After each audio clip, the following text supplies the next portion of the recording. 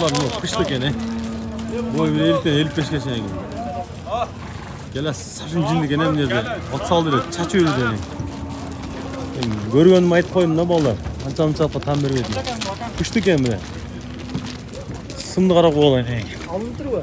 Ha? Kaça aldın? Sınıyam cindi gene bro. Abla. Terbiyesi hem cindi gene bollar. Taza pıştık yani tişini açık gördüm ben öyle.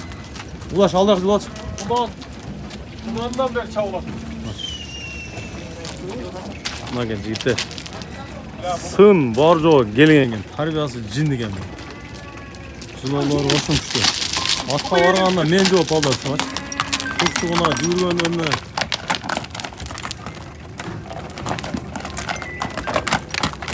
Çok küçük kereye gene bunu çek işte. Bir de biz karma olamadım. Dengen atı oldu.